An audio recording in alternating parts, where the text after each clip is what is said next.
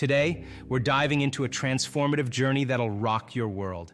Imagine making a simple shift in your morning routine that has the power to change your entire life.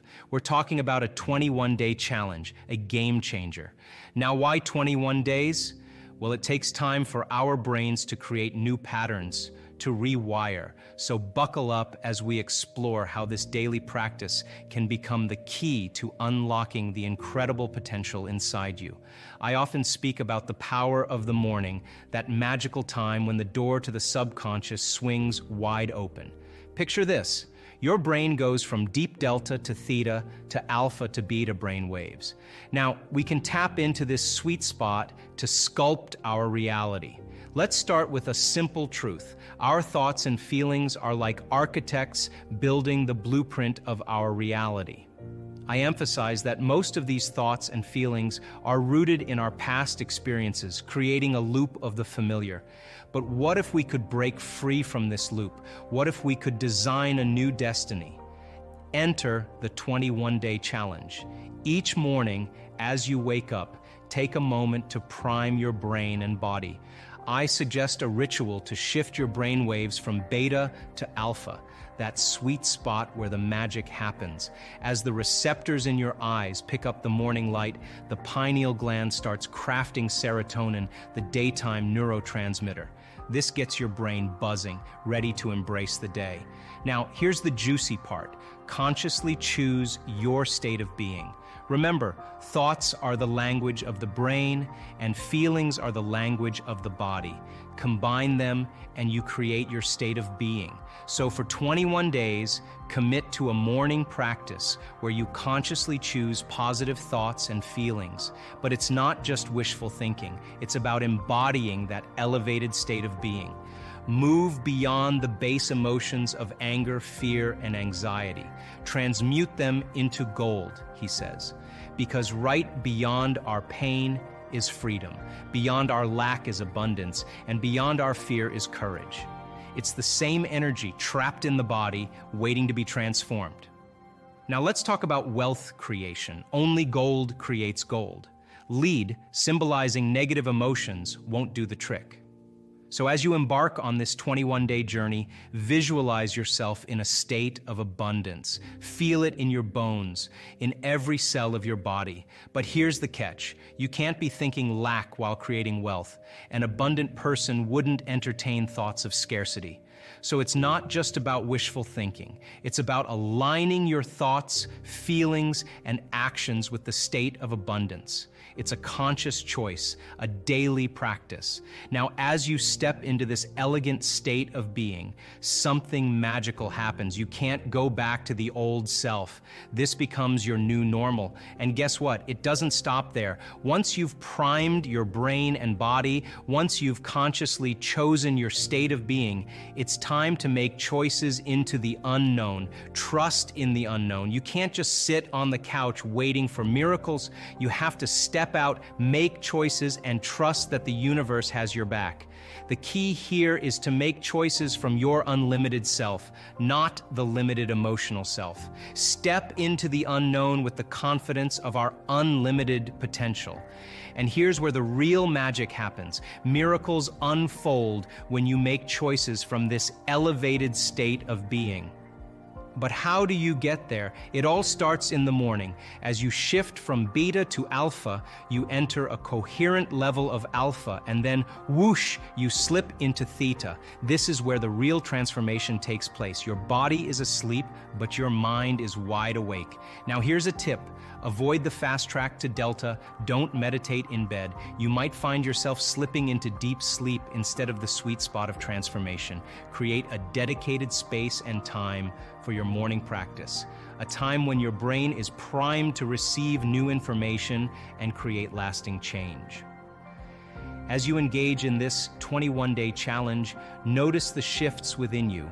Pay attention to how your thoughts, feelings, and actions align with your chosen state of being. Remember, attitudes are shortened states of being. So as you cultivate this elevated state, watch how it becomes your new attitude, your new way of being in the world. All right, buckle up for this ride. Imagine embarking on a 21-day journey, not just a mere routine, but a profound commitment to transform yourself. It's like making a conscious decision to shape the world you inhabit, to venture into the unknown armed with nothing but trust and confidence. It's a deceptively simple yet immensely impactful practice that has the potential to reshape your existence in ways that may currently elude your imagination. So, my dear friends, let's delve into the heart of this challenge. It's not merely a test of endurance or a fleeting experiment, it's an intentional dedication to your own metamorphosis. Each day holds the promise of a new revelation, a chance for your inner self to blossom into something remarkable. This 21-day commitment is akin to planting seeds of change in the fertile soil of your consciousness, nurturing them each day until they sprout into the vibrant flowers of transformation. Now, as we stand at the threshold of this journey, there's a pivotal question that beckons. Are you ready? Ready to embrace the challenge, to traverse the labyrinth of your own thoughts and feelings for 21 days straight? The power to transform lies squarely in your hands, in the choices you make, in the thoughts you cultivate, and in the emotions you allow to flourish. It's a personal odyssey where you wield the brush to paint the canvas of your reality. In this journey, think of the challenge not as a hurdle, but as a golden opportunity to be the master planner of your fate. Picture yourself as the architect, sketching the blueprint of a life that harmonizes with the melodies of your innermost wishes. Each day that unfolds is a chance to weave a story that echoes, not just with endurance, but with the unyielding spirit to bounce back from setbacks. It's about more than just maintaining a routine. It's a profound exploration into the realms of change and growth. When you reach the 21-day mark, celebrate it as a significant milestone. It's not merely a temporal checkpoint, but a tangible proof of your dedication, a symbol of the dormant potential within you now awakening with newfound vitality. This period symbolizes your commitment to transformation and a promise to embrace the unknown with open arms.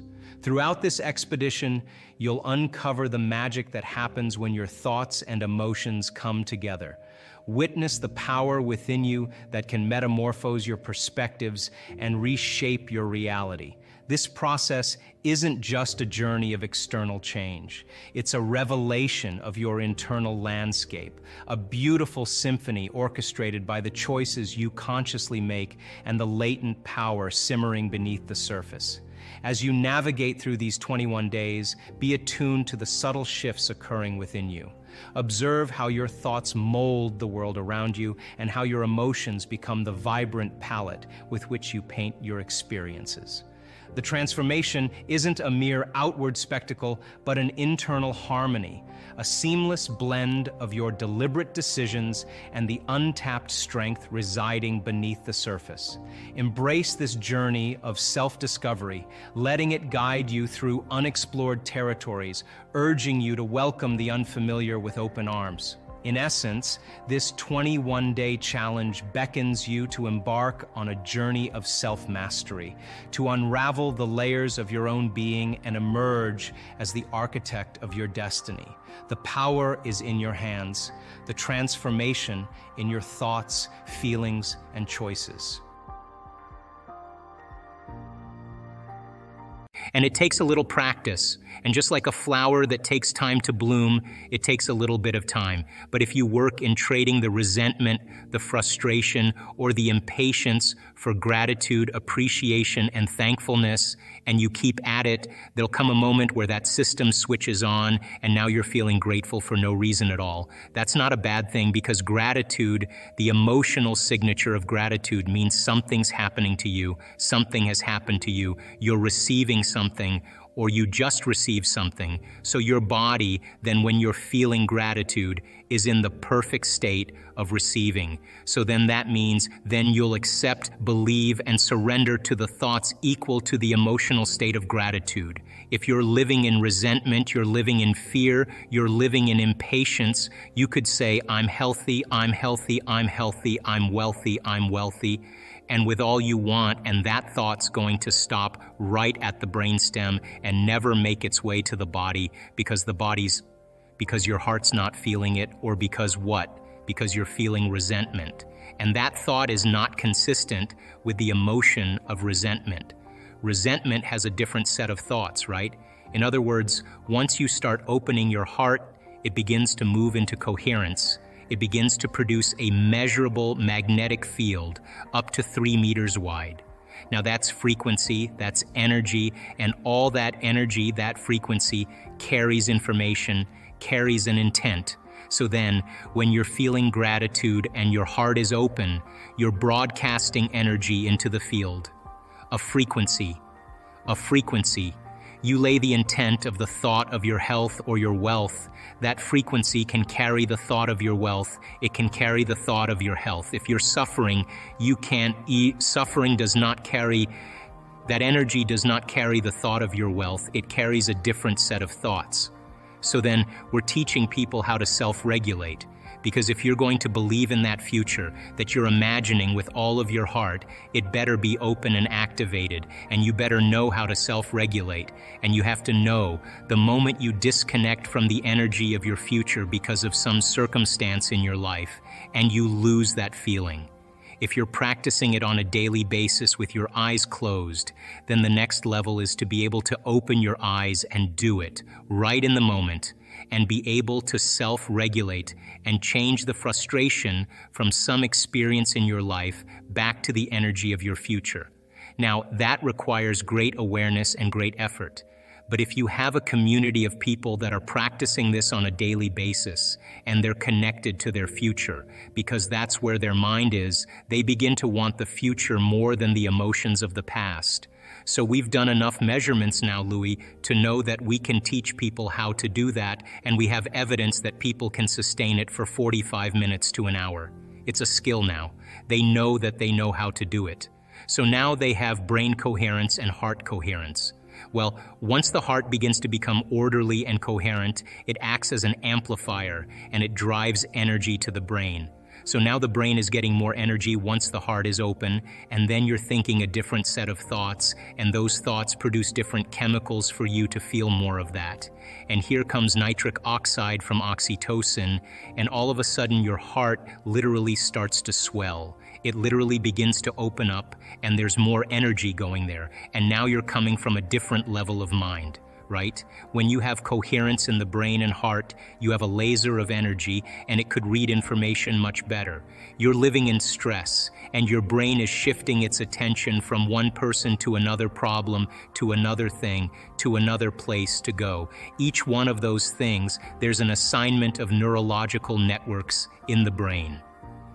So the arousal of the stress hormones drives the brain into this high frequency, and you're trying to control and predict everything in your life, and your brain circuits are firing like a lightning storm in the clouds. When your brain's incoherent, you're incoherent, and you don't have a signal. You don't have a Wi-Fi signal. You're not connected to the field. How could you connect to energy and information if your signal hasn't become orderly?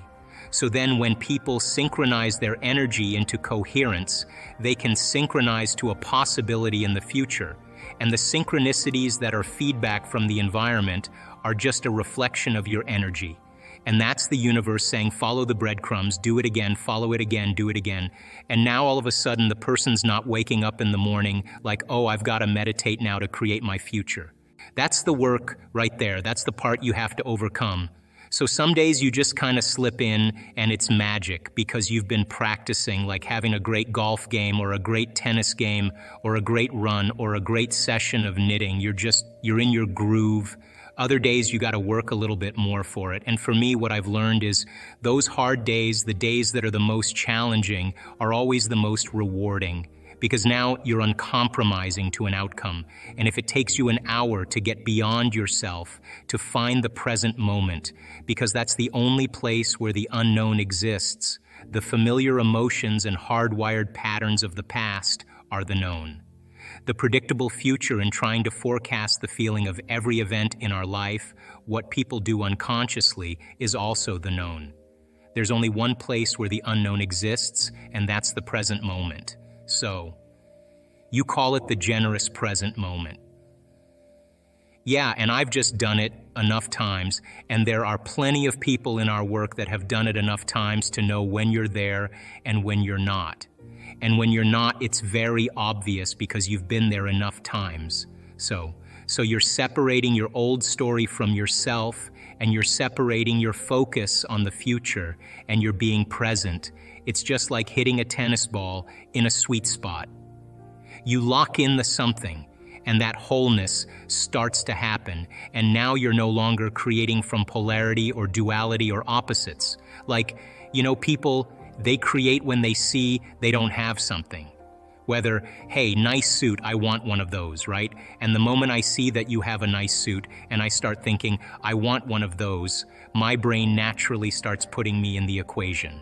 Next thing you know, I'm wearing your suit. Well, that's because we're wired to do that.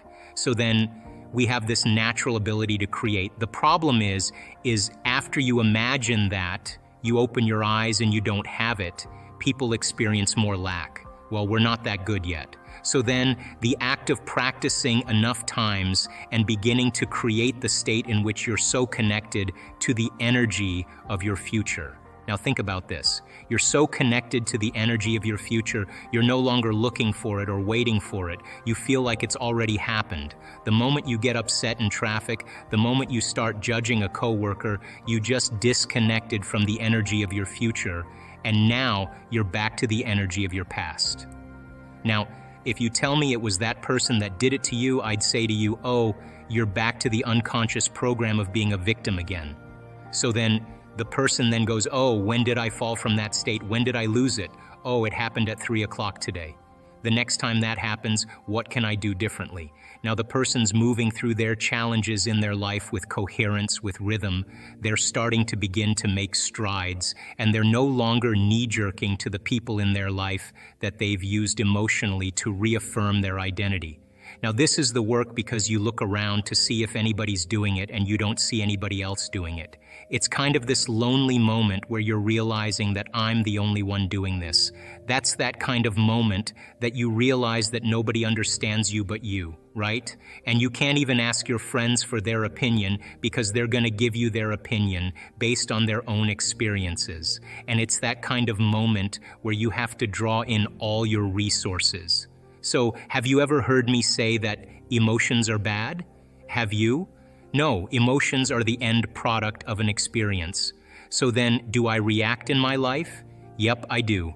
But the question is, how long are you gonna react? That's the real question. Because if you keep that emotional reaction going on for an extended period of time, sooner or later it'll become your identity. And then people say, why are you so bitter? Why are you so frustrated? Why are you suffering so much? And your brain, in that emotion, you're in the emotion, which means you're in the chemical residue of the past, is going to call up the event because you're emotionally connected to it. And you're going to say, I'm this way because of that past experience. So then imagine what I do with people.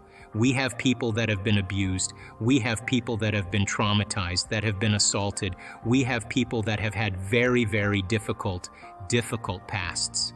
And have you ever heard me say to revisit the event? Have you ever heard me say that? Never. We need to revisit the event because once you do, you open the box.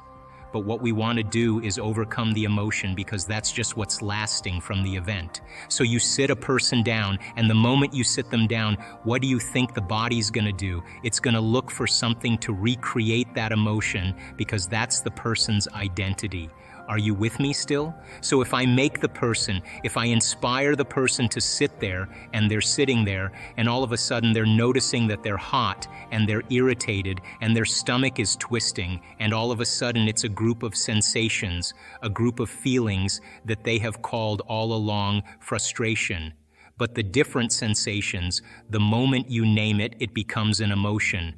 But what it is just bodily sensations. It's energy that's stuck in the body. So the body is looking to go back to the past. It's believing it's in the past. Are you with me still? So if the person becomes aware that their body is doing that, and like training an animal, allow the body to feel that emotion and then settle it down into the present moment.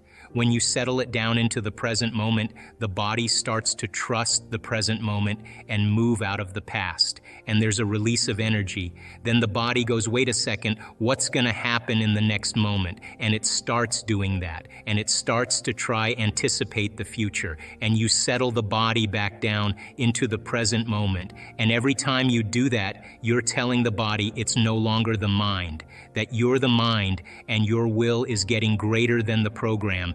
And all of a sudden, you start to lower the volume to that emotion. And when you begin to break the addiction to that emotion, the side effect of breaking that addiction is called joy. It's called freedom. All of a sudden, the body's saying, I don't want to be tormented anymore. Now, does that mean you shouldn't grieve over things that you lose? Grieving is a biological process. That's why you're saying it. So the subconscious is 95%. So more than likely, your body is going to do exactly what it's programmed to do. So what's the relevance of that? Well, people say, I want wealth, but they're programmed into being unworthy and lacking. So then as they begin to do the meditative work and they start opening their heart, I was just talking to someone yesterday. When you open the center, things are going to sift to the top. All the programs are going to come right up. And when they come up like that, you're going to see why it isn't manifesting in your life. Now, don't see it as like, why is this happening? Did I do something wrong? The subconscious is actually venting. There's a certain period of time in the early mornings where we vent our anxieties, we vent our fears. It's the way the subconscious goes, let's just have this dream and let's just get it over with. So the subconscious is saying, what if you hit the tree? What if you're actually going to hit the tree? You're going to hit the tree because that's exactly the imagery you have when you're trying to create something. You're saying, I really want this because I'm really afraid of dying. I'm really afraid of failure. I'm really afraid of rejection. So the person is subconsciously and unconsciously creating the imagery that's actually being revealed to them. So how do we change that? Well, really simple. We've got to start rehearsing a new way. We've got to start getting into those deep brainwave states, getting beyond the analytical mind, slowing our brainwaves down, getting into the operating system, and start reprogramming. So when this happens, these are the things I'm going to do. These are the things I'm going to do to create that and start rehearsing those steps, priming and reprogramming the brain into a new outcome. So I have had that many, many years in my life, but I always have seen it as a strong sign, a strong symbol that I've got something switched in my brain. I could say that people say I want to be healthy. Yeah, it's 5% of your conscious mind, but you set them at the dinner table and they're breaking all the rules of everything they said. So why does that happen? Because the program is running and they've lost their free will to a program. So now that's important because your subconscious is talking to you. Now you've got to get in there. You've got to get in there and start rehearsing that you're going to step away from the table, that you're not going to eat after a certain hour, that you're going to make better choices and rehearse them and remember what you're going to do and what you're not going to do. Now you begin to, on a fundamental level, begin to rewrite the script, begin to rewrite the program. And over time, if you make one or two new choices and restrain some old choices, you'll tend to make more better choices after you make a few because you'll start feeling the satisfaction of your efforts. I was altered in some way because I lost everything, and I haven't been able to change for the last 2 years. The fact that we can think about how we think, the fact that we can observe how we're acting, the fact that we can pay attention to how we're feeling means we can modify ourselves to do a better job in life. That's called metacognition. So when a person begins to wake up to who they're being, and then they say, like Gandalf on the bridge in Lord of the Rings, you may not pass today, that kind of decision becomes an experience for the person that they never forget.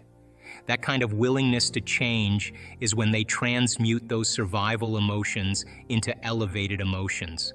And those emotions, because they're addictive and emotions are the record of the past, then for the most part, The body, as the unconscious mind, does not know the difference between an experience in your life that creates an emotion and an emotion that you can fabricate by thought alone. To the body, it's the same. So a person who's living in anger every day or sadness in every day, their body, as their unconscious mind, is believing it's in the same past conditions 24 hours a day, 7 days a week, 365 days a year. The body's in the past. So when a person takes that emotion and literally denatures it and turns it into another emotion, the freedom from that addiction, breaking the chains from that emotional addiction is called self-love, is called joy. Now there's a liberation of energy. The person is in love with themselves, they're in love with their life, and they say, that was so worth it. And all of a sudden they look back at their past and they say, I would never change anything in my past because it brought me to this present moment. And when you can look back at your past that way, then the past rolls up to the present moment, and now you're beginning to experience true freedom. That certain people will not see possibility until they reach crisis, till they reach their lowest level, and then they're going to wake up and say, I better change. I think the greatest demonstration of change really is to begin to show others how to do it, to be the living example of it. That when you and I are the living example of joy, that when we are not attached to what people think or emotions that keep us feeling sick, and we are celebrating life and we are passionate about our future, that we are filled with ideas and inspiration, that's a very contagious state of being. And people that are lost in habits or lost in those emotional states, they will see it initially as an affront. It will be a confronting moment for them. But inside them, they secretly want to be free. They just don't know how to do it. So we always say in our workshops, you always know when someone is in the midst of change because they stop talking about it. They don't talk about it. They're too busy being it. So if you and I are waking up every morning and demonstrating change in our life, the people in our life have one of two choices. They either begin to become inspired by change for themselves, not because you're preaching to them philosophically, but because you're demonstrating it in your life. They'll either rise up to that, or the person cannot maintain a relationship with the person who's living in such freedom, which means they'll probably stay the same for the rest of their life. But if crisis happens, they may make another choice. So my recommendation for people who are steeped in habits and emotional states and patterns of thought, the individuals around them have to live in a state of joy. They have to live in a state of freedom. They have to demonstrate it in every single area of their life. And normally there's a thing in physics called entrainment, which means sooner or later, others start to vibrate at the same rate as you.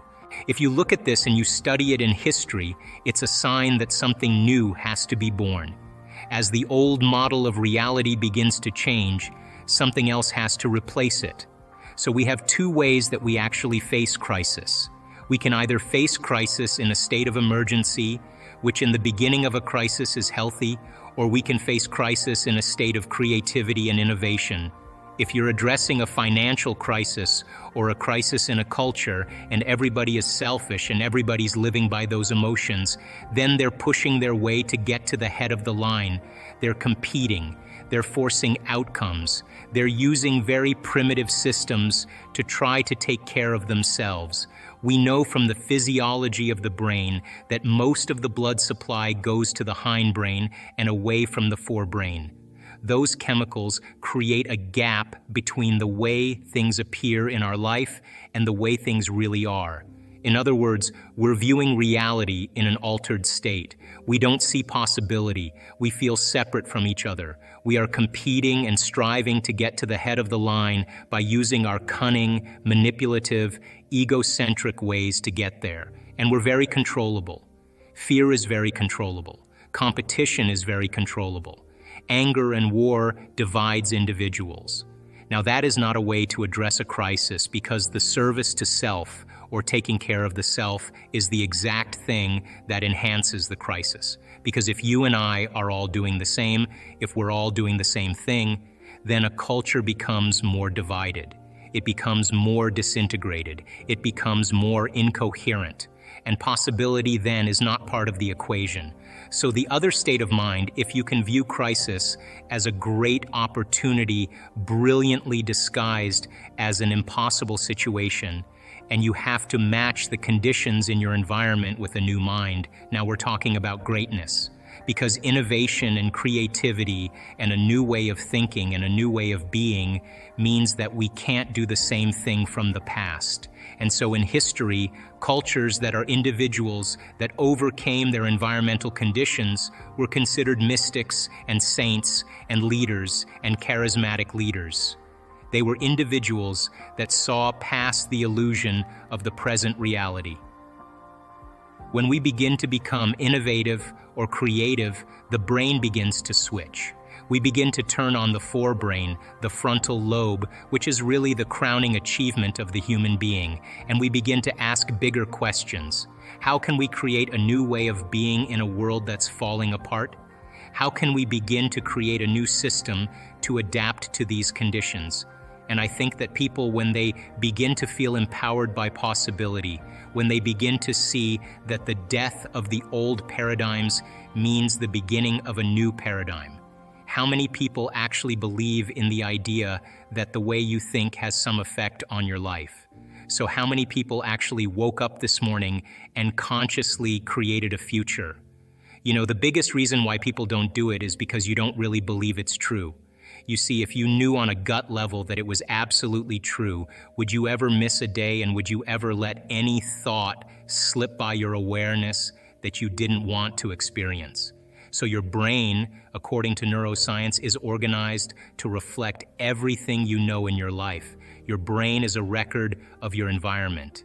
It's a record, an artifact of your past. So if you believe this, then does your environment control your thinking, or does your thinking control your environment?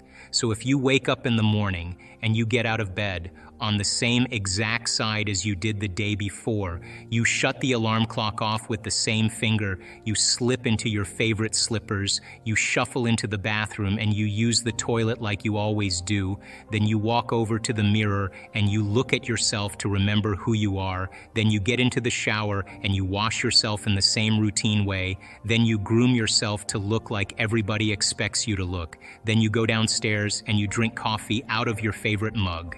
Then you drive to work the same way as you did the day before. You see the same people that push the same emotional buttons. You do the exact thing that you know how to do, and you memorize and can do so well that you're an expert at. Then you hurry up and rush home so you can hurry up and check your emails, so you can hurry up and go to bed, so you can hurry up and do it all over again. Now here's my question. Did your brain change at all that day?